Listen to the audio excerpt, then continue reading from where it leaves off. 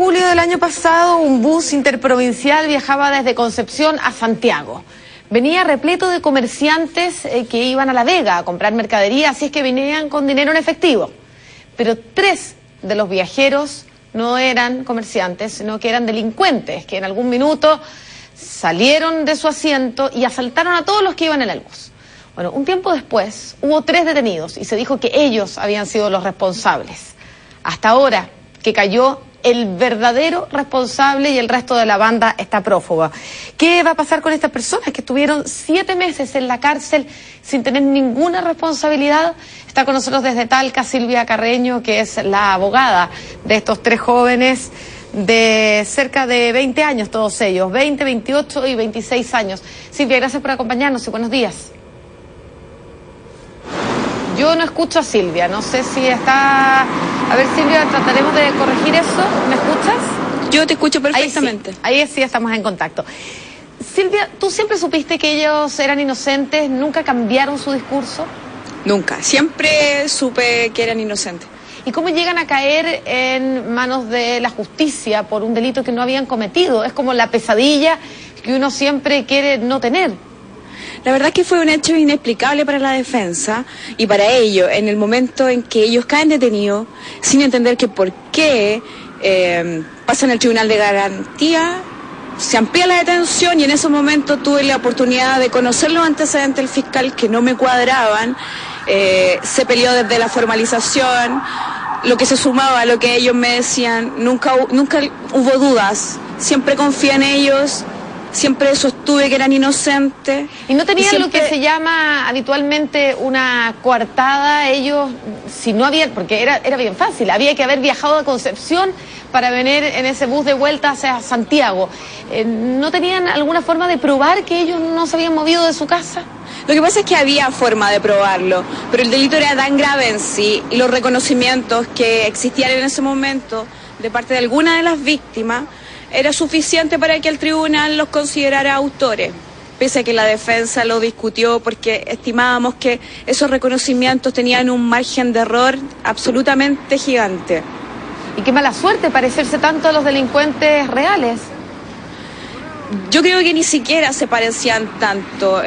Las víctimas hablaban de características físicas completamente diferentes a las de mi representado. De hecho, el Rubén, que era el autor, supuesto autor de la banda, medía 1,85 m, de acuerdo a las declaraciones de las víctimas.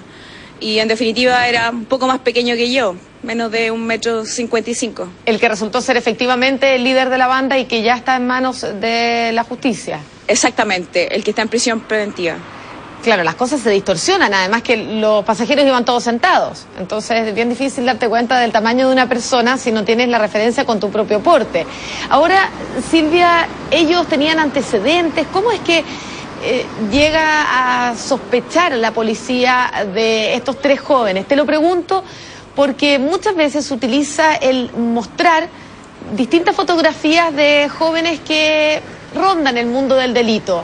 Entonces, de esa manera, uno siempre tiene la duda de si se puede caer en este tipo de errores, porque puede haber oportunidades en que alguien inseguro identifique una fotografía que ya te muestran.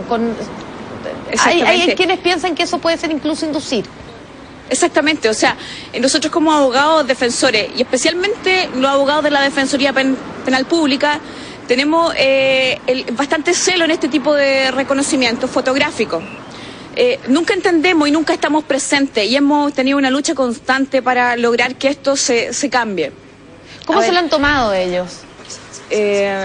Lo que pasa es que tienen sentimientos encontrados. Ellos por una parte están contentos y están felices porque en definitiva se hizo justicia, pero por otro lado ellos tienen una rabia contra el sistema, contra los tribunales, contra la ciudad de Talca. ¿Y eso se va a traducir en acciones legales? Lo que pasa es que ese es un tema que tienen que discutirlo ellos a nivel interno, de familia. El sufrimiento lo pasaron ellos. O sea, yo fui más que nada una persona que estuvo por fuera, la vocera de ellos. Pero como abogada, Silvia, ¿tú crees que hay posibilidades de pedir, por ejemplo, alguna compensación, algún acuerdo reparatorio, una indemnización por parte del Estado? Ellos personalmente, especialmente Rubén, presentó bastantes recursos de amparo. nunca fueron acogidos ni escuchados. Pero yo creo que la sociedad podría escuchar a estos chicos y hacer una distinción, una excepción, y yo creo que ellos deberían resarcirse sus perjuicios.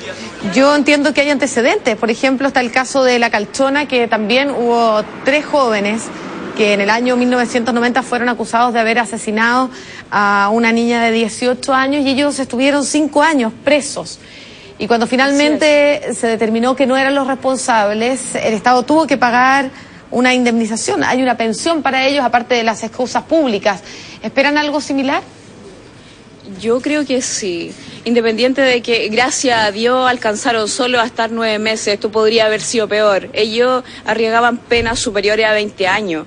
Entonces, fue una investigación, gracias a la defensa aportada por los familiares de los imputados, para aclarar estos hechos, que se pudo aclarar en definitiva en 9 meses, que es tremendamente largo para ellos que estuvieron en prisión preventiva, pero si se toma en consideración, por ejemplo, en el caso de La Calchona, fue a tiempo.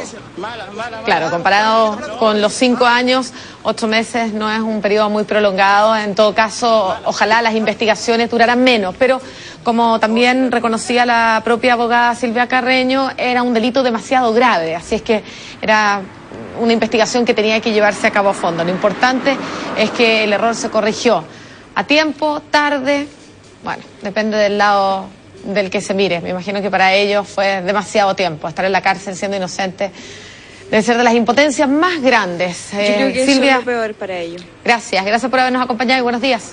Muchas gracias. Por tercera